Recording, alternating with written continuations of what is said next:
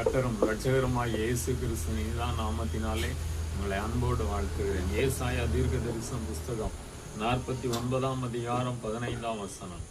ஸ்திரீயானவள் தன் கர்ப்பத்தின் பிள்ளைக்கு இறங்காமல் தன் பாலகனை மறப்பாளோ? அவர்கள் மறந்தாலும் நான் உன்னை மறப்பதில்லை. ஆண்டவர் சொல்கிறார், நான் உன்னை மறப்பதில்லை என்று சொல்லி.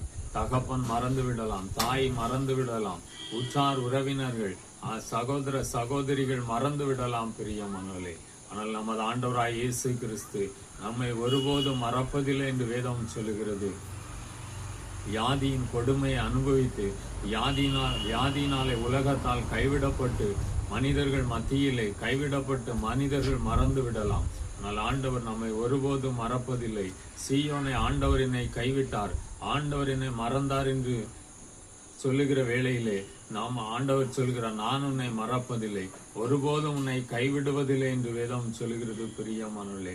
அந்த ஆண்டவர் இந்த நாளிலே உங்களுக்கு ஒரு அற்புதத்தை செய்யும்படியாய் கடந்து வந்திருக்கிறார். வியாதியின் கொடுமையை அனுபவித்து உலகத்தாரால் கைவிடப்பட்டு இந்த செய்தியை கேட்டுக்கொண்டு இருக்கலாம்.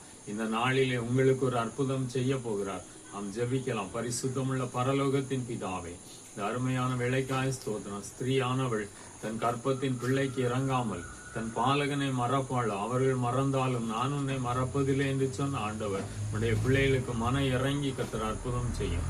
ஆசீர்வதி இயேசுவின் நாமத்தில் பிதாவே, ஆமென்.